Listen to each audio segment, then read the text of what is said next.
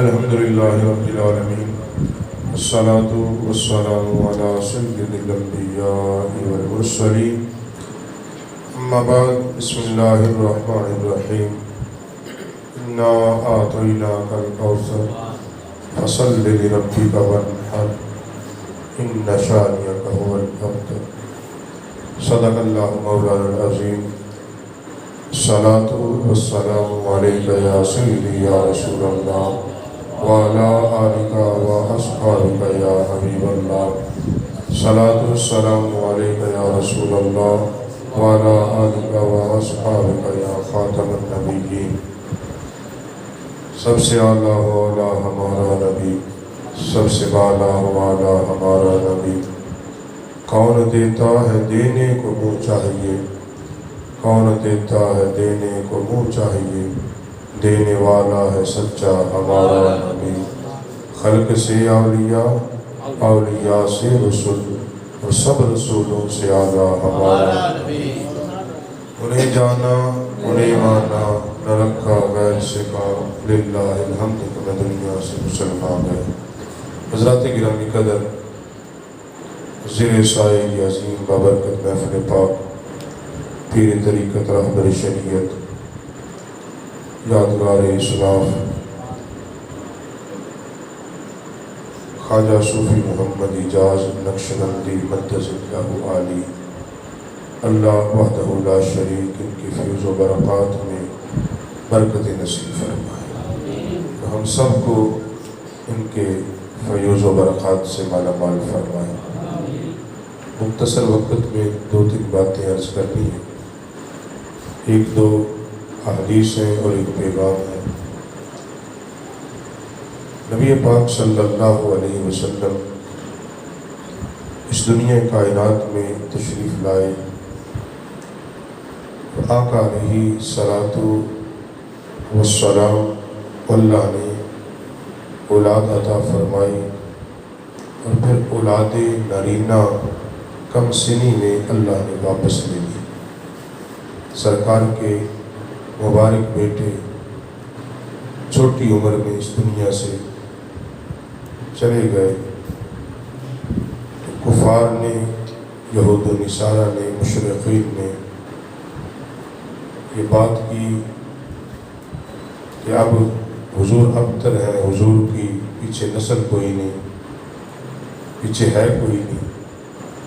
آقا علیہ السلام کہ مبارک سماعت تک جب یہ بات پہنچی تو سرکار کے دل پر ناگوار گزری۔ سرکار نے کوئی جواب تو نہیں دیا ان کو، مگر کیونکہ یہ بات کافروں نے سرکار کے لیے کہی، اس بات کی نسبت سرکار کی طرف تھی، تو پھر اس بات کا جواب خود اللہ رب العالمین نے عطا فرمایا۔ فرمایا محبوب یہ جو آپ کو کہتے ہیں ابتر، آپ کے بعد آپ کا نام لینے والا کوئی نہیں ہوگا، فرمایا محبوب ابتر تو یہ ہے، نام تو ان کا کوئی نہیں ہوگا، ہم نے آپ کو قیامت تک کے لیے خاتم النبیین والا کو بھیجا، قیامت تک ہم نے آپ کی نبوت کو قائم اور دائم فرما دیا ہے۔ اور ہم نے یہ تو کہتے کہ آپ کے پاس کچھ نہیں ہے، ہم نے آپ کو خیر کثیر عطا کیا، انا اعطیناک الکوثر، بے شک اللہ فرماتے بے شک ہم نے عطا فرمایا محبوب آپ کو کوثر۔ جو بھی معنی لے، بعض نے لیا کوثر سے مراد حوض کوثر ہے، بعض نے کوثر سے مراد لیا کہ اللہ نے اپنے محبوب کو ساری کائنات کا مالک بنا دیا۔ کوثر لیں، کثیر لیں، مالک لیں، مختار لیں، تو کوثر بھی لیں تو بات بڑی سادہ اور بڑی سیدھی سی ہے کہ قیامت کے دن جنت اس کو ملے گی جس کو جام کوثر ملے گا، اور جام کوثر اس کو ملے گا جو رسول اللہ کو آخری نبی مانے گا۔ کیونکہ کوثر یہ طے ہے کہ جام کوثر سرکار کے ہاتھوں سے ملے گا. یہ بات آپ نے بارہا علماء سے سنی کہ جام کوثر جو حوض کوثر میں سرکار کھڑے ہوں گے اور اپنی امتیوں کو اپنے دست رحمت سے بھر بھر کے پلا رہے ہوں گے، تو سرکار تو پھر ان کو ہی پلائیں گے نا جو سرکار کو مالک کوثر مانیں گے اور پھر خاتم النبیین مانیں گے. اگلی بات، سرکار نبی رحمت صلی اللہ علیہ وسلم کے وصال ظاہری کے بعد اس امت کا یہ متفق عقیدہ ہے کہ خلیفۃ بلا فصل، یہ جملہ یاد کرنا، خلیفۃ بلا فصل افضل البشر بعد الانبیاء سیدنا ابو بکر صدیق. یہ بات میں نے اس لیے کہ بارہ میں نے جو حضرات جمعہ پڑھتے ہیں وہ تو سنتے ہی ہیں. یہ ہمارا، میں اکثر یہ کہتا ہوں، ہمارا اہل سنت کا، ہمارے بزرگوں کا بڑا صبر اور حوصلہ ہے. ہمارا یہ صبر اور حوصلہ ہے کہ ہم ایک گروہ ایسا ہے جو دن میں 3 بار علن اعلان انکار کرتا ہے خلفائے ثلاثہ کا. ہم نے تو پھر بھی کبھی ان جھگڑا نہیں کیا. اس سے اوپر ہمارے صبر کا امتحان کیا لینا چاہتے ہیں جی؟ اس سے اوپر کیا لینا چاہتے ہیں؟ لیکن یہ عقیدہ اہل اسلام ہے کہ خلیفۃ بلا فصل، حضور کے ساتھ متصل جو خلیفہ ہے وہ جناب سیدنا ابو بکر صدیق ہے. آپ کے کمال فراست سنیں. آپ نے جب منصب خلافت پر تشریف فرما ہوئے، آپ کے ساتھ ہی چند ایسے لوگ، کچھ قبیلوں نے زکوٰۃ دینے سے انکار کر دیا. انہوں نے کہا ہم کیوں دیں، سرکار کے دور میں دیتے تھے، اب سرکار نہیں ہے لہذا ہم زکوٰۃ نہیں دیتے. کچھ گروہ مرتد ہو گئے اور کچھ وہ تھے جنہوں نے اعلان نبوت کر دیا، حضور کے بعد کا اللہ نے ہمیں نبی بنا دیا. اب یہ سیدنا صدیق اکبر جیسے لیڈر ہو تو ان تمام چیزوں سے نبردازمہ ہو سکتا ہے کہ اسلام کی سلطنت ہو، مدینے کی ریاست ہو اور غم کے پہاڑ ٹوٹ جائیں. سارے صحابہ ہل گئے مگر پاک ابو بکر تھا جو کھڑا رہا، اور ایسے کھڑا رہا کہ سارے صحابہ کو پھر سے کھڑا کر دیا. اور صحابہ کو حضور کے بعد اسلام کو جس نے مضبوط کیا ہے وہ پاک ابو بکر ہے. تو آپ کے دور میں یہ سارے فتنے برپا ہوئے. آپ نے اعلان کیا کہ میں ان تمام فتنوں کے خلاف، ابو بکر پاک نے اعلان کیا میں اعلان جہاد کرتا ہوں. حالانکہ صحابہ نے یہ مشورہ دیا بھی کہ چند ایک کو چھوڑ دیں، جو سود کے، جو زکوٰۃ کے انکاری ہیں ان کو رہنے دیں، جو ختم نبوت کے منکر ہیں پر ان سے لڑ لیں، پھر یہود و نصارہ سے لڑیں گے، سب سے آخر میں ان سے دیکھیں گے. مگر میں پاک ابو بکر تیری عظمت پہ قربان، قیامت تک کے مسلمانوں کے لیے ایک لائن کھینچ کے رکھ دی. ابو بکر پاک نے فرمایا اے عمر مجھے یہ مشورے نہ دے، جو محمد کی شریعت کا باغی ہے ابو بکر اس سے بھی لڑے گا، جو محمد کی نبوت کا باغی ہے ابو بکر اس سے بھی لڑے گا. آپ پھر لڑے. آپ نے فرمایا جو حضور کے دور میں جانور لاتا تھا اور ساتھ رسی لے کے آتا تھا، اب جانور لائے گا رسی نہیں دے گا، اس رسی کے لیے بھی ابو بکر اس سے جہاد کرے گا. اور آپ نے کیا پھر زکوٰۃ کے منکروں کے ساتھ جہاد کیا، ان سے مال لیا. کیوں؟ کہ نبی پاک علیہ السلام کی شریعت کو نافذ کیا. مقصد خلافت اصل یہ ہوتا ہے. دوسرا آپ نے جب برسر ممبر آئے اور برسر خلافت آئے، قانون بنایا کہ آج کے بعد بدری صحابی کوئی نہیں جنگ میں لڑے گا.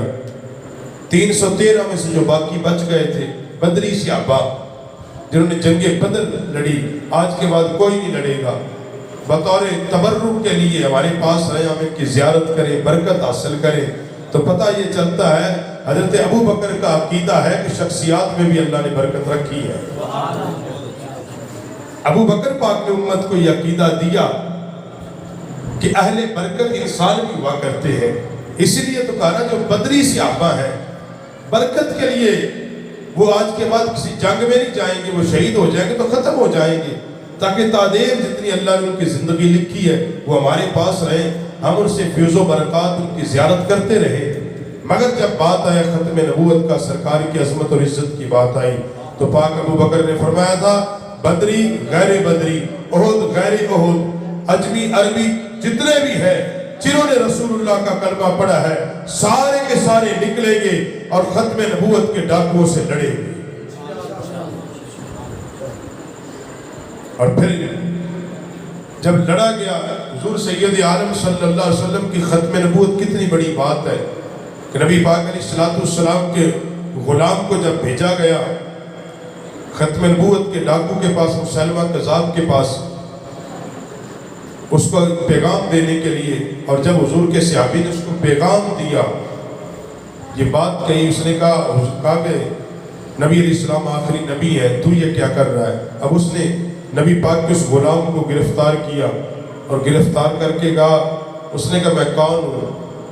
ایمان ہو تو ایسا ہونا، پھر بات جو اصل ایمان ایسا ہونا چاہیے، کم از کم ایمان تو ایسا ہونا یار، کم از کم یہ تو کوئی نہ ہو جی چار آدمی بیٹھے میں حضور کی عظمت کی بات ہی کوئی نہ کروں جی، یہ ہو جائے گا جی چھوڑو جی فساد فتنہ پیدا ہو جائے گا. اس امت میں ابو بکر سے بڑا اس امت میں صلح کرنے والا قیامت تک کوئی نہیں آئے گا، صحابہ سے بڑا کوئی نہیں ہوگا اہل ایمان. مگر جب اس مسلمہ کذاب نے صحابی رسول کو پکڑا، اس نے کہا کہ میں کون، مقصد اس کا کیا تھا کہ یہ ڈر جائے گا اور ڈر کے کہے گا کہ ٹھیک ہے جو تو کہتا ہے نبی میں تجھے نبی، تو نبی ہی ہوگا. مگر اس نبی کے غلام نے کیا بات کی؟ اس نے کہا میں نہیں جانتا تو کون ہے. اس نے کہا محمد کون ہے؟ کہا محمد اللہ کا رسول ہے. وہ بڑا حیران ہوا، اس نے کہا میں نے اس کو پکڑا، فوج میری ہے، سارا کچھ میرا ہے، یہ ایک ہے، ایک تنہ تنہا ہے. ایمان والا ایک بھی ہو تو ہزاروں پہ بھاری ہوتا ہے. اصل بات یہ ہے ملت کے نوجوان. اور پھر اس مسلمہ کذاب نے نبی پاک کے اس غلام صحابی رسول کو بے دردی سے شہید کیا. شہید کیسے کیا؟ یہ بڑا لمبی حدیث ہے، مگر میں مختصر اختصار کے ساتھ آپ کے سامنے رکھوں کہ وہ نبی پاک کے صحابی کے ایک اعضاء کاٹتا، اعضاء میں سے بھی آدھا یعنی انگلیاں کاٹتا، پھر کہتا اب بتا میں کون ہوں. مگر حضور کا غلام کہتا مجھے نہیں پتا تو کون ہے، میں تجھے کوئی نہیں جانتا. پھر وہ کہتا کہ محمد کون ہے؟ صحابی کا یہی نعرہ ہوتا محمد اللہ کا رسول ہے. اس نے تھوڑا تھوڑا کر کے حتیٰ کہ اس نے بازو بھی کاٹ دیے، ٹانگیں بھی، اور صرف اس کا دھڑ باقی بچا اس صحابی کا، صرف دھڑ. یہ سننے کو بات بڑی لذت دیتی ہے، مگر عملی میدان میں جب اترے پتہ پھر چلتا ہے، بچے سمجھ پھر آتی ہے کہ یہ کتنی دردناک ہوگی. جی ہم تو ایک پرچے سے بھی ڈر جاتے ہیں، اور ہم تو جناب چند ایک نعرہ بھی بڑا سوچ سمجھ کے لگاتے ہیں. ہمارے ہاں تو جناب مولویوں نے مسجد میں لبیک کے نعرے بند کرا دیے جی، انہوں نے کہا یہ ایک سیاسی بن گیا، ختم نبوت کے نعرے بند ہوئے. اب اس دور میں ختم نبوت کا نعرہ مساجد میں نہیں لگ سکتا. تو بات یہ کہ اس دن اس صحابی کے سامنے جب پیش ہوں گے، جب رسول اللہ نے کہا میرے صحابی کیا عذر دے گا ایک مولوی یا پیر، یا کیا عذر دے گا ایک نوجوان؟ کوئی بندے کے پاس عذر ہوگا؟ کوئی عذر ہوگا کہ کس لیے تو نے ختم نبوت کا نعرہ نہیں لگایا، یا کس لیے تو نے رسول اللہ کی ختم نبوت کی بات نہیں کی، یا کیوں نہیں تو اس بات کے لیے کھڑا ہو سکا؟ تیرے پاس جواز کیا ہے؟ میرے غلام کا تو ایک ایک اعضاء کٹا، حتیٰ کہ آخر میں اس کا سر کاٹ کے جسم کو آگ میں ڈال دیا، پھر بھی اس کے جسم سے صدا یہ تھی کہ محمد اللہ کا آخری رسول ہے. تاجدار ختم نبوت زندہ باد، زندہ باد. تاجدار ختم نبوت زندہ باد. تو حضرات پیغام یہ ہے، گفتگو اتنی ہے کہ صحابہ کا ایمان دیکھیں. قیامت کے دن میں نے، آپ نے، ہم سب کی جس نے شفاعت کرنی ہے وہ کوئی اور نہیں ہے، وہ محمد عربی کی ذات ہے. रसूल, ये जिंदगी 50-60 साल बीत ही जानी है, ये मैं आपको बता, ये गुजरी जानी है, ये बिलाखिर गुजरी जानी है, ऐसे तैसे जैसे भी गुजर जाएगी। मगर वो ना खत्म होने वाली जिंदगी जिसके बाद मौत नहीं है, जब कब्र से उठेंगे हिसाब हो जाएगा, फिर मौत कोई नहीं, फिर जो जन्नती होंगे अब्दुल आबाद, और जो जहन्नुम में जाएंगे वो भी अब्दुल आबाद, मगर जन्नत में वही जाएगा जिसकी शफाअत मुस्तफा करेंगे। इसलिए हजरात, इसके लिए नौजवान उठें, काम करें, अपनी ताकत बिसात के मुताबिक हर बंदा काम करे। हर बंदे की जिम्मेदारी है, एक सिर्फ एक मौलवी या पीर की जिम्मेदारी, वो हर बंदा अगर दुकानदार है वो अपनी दुकान पे बैठ के करे, मजदूर है मजदूरी पे करे, कोई बिजनेसमैन है अपने बिजनेस पे बैठ के करे। हर सतह पे इस चीज़ को उजागर करो। अक्सर मैं ये बात कर रहा हूँ, आपको शायद नहीं पता कि कितनी एक मनसूबा बंदी के साथ हमारे मुल्क में ख़त्म नबूवत के डाकू बड़े बड़े ओहदों, और हमारे जनाब बिलखसूस आपके कॉलेज यूनिवर्सिटी, आपकी जितने भी मामलात उनके अंदर किस कदर वो दाखिल हो रहे हैं, और किस तरह एक माहौल बनाया जा रहा है जिसमें आपकी मीडिया का बहुत बड़ा किरदार है। आप इसको नहीं छोड़ सकते, सोशल मीडिया का एक किरदार, इसके ज़रिए किस तरह इस उम्मत के ज़हनों को यहाँ पे लाया गया कि जनाब इस्लाम तो अमन की बात करता है, छोड़ो ये मौलवियों की बात है, ठीक है हुजूर की खत्म नबूवत, उन्होंने गुस्ताखी की, हमें क्या ज़रूरत है, गुस्ताखी तो उन्होंने की, फिर गुस्ताखी तो हमेशा से काफिर ही करता है ना। मुसलमान का काम तो यह है कि गुस्ताख को रोका जाए, अपनी ताकत और बिसाल के साथ रोका जाए। अगर हुक्मरान है तो कुव्वत बाजू के साथ रोके, अगर उलमा पीर है कुव्वत खिताब के साथ रोके, अगर अवाम है कम अज कम ईमान का दर्जा है, ये कम अज कम जो लिखा मेरे नबी अलैहिस्सलाम की हदीस में, कम अज कम ईमान का दर्जा है, उनको दिल से बुरा जाना जाए। दिल से बुरा जानने का ये मतलब कोई नहीं जी मैं तो नफरत तो करता हूँ, और साथ में नहीं जी किसी को काफिर तो नहीं कहना चाहिए, मेरी बात को समझो ना। नहीं जी मैं नफरत तो करता हूँ हुजूर के खत्म नबूवत के डाकुओं से, मरज़इयों से, कादियानियों से, आमदियों से, फलान से, और जब कोई मौलवी तकरीर करेगा ये काफिर है, नहीं छोड़ो, ये तकफीर के फतवे आप कहाँ से ले आए हैं? तो फिर मतलब ये कि तेरे दिल में कहीं पे जाके कुछ गड़बड़ है ना। अगर एक राई दाने के बराबर भी तेरे दिल में रसूलुल्लाह की मोहब्बत होती तो कुरान ये कहता अल्लाह ने सीने में दिल एक ही रखा है, दो दिल कोई नहीं रखे।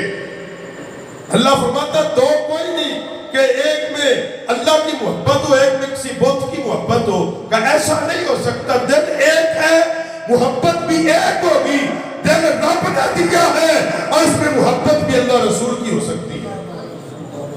इसलिए हज़रात ये अहद करें आज की इस बाबरकत महफिल में कि इंशाअल्लाह आइंदा हर वक्त और हर जगह हुजूर की खत्म नबूवत के साथ खड़े होंगे। हम हुजूर के दुश्मनों से नफरत करेंगे, अपनी ताकत बिसात के मुताबिक उनकी जितनी मसनूआत है, जितनी हमारे पास ताकत बिसात है, हम मुकम्मल तौर पर उनको बाइकाट करेंगे इंशाअल्लाह। यही आज का दर्स, इसके लिए उठे आप नौजवानों, काम करें, अपनी ताकत बिसात के साथ काम करें, अपने बच्चों को ये तरगीब दे, तालीम दे। अफसोस के साथ ये होता है कि हमारे बच्चे MA पढ़ के उनको पता ही कोई नहीं खत्म नबूवत का माना क्या है। हमारे घरों में हमारी औरतों को नहीं पता कि हुजूर की खत्म नबूवत क्या है। 90-95% औरतों को नहीं पता।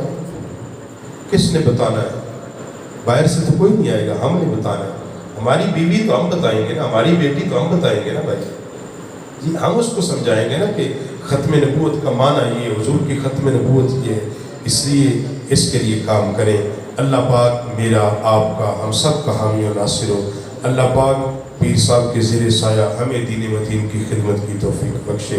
पीर साहब जिस तरह अपनी दिन रात मेहनत के साथ इस इलाके में काम कर रहे हैं, हर जगह पे काम कर रहे हैं, हर महाज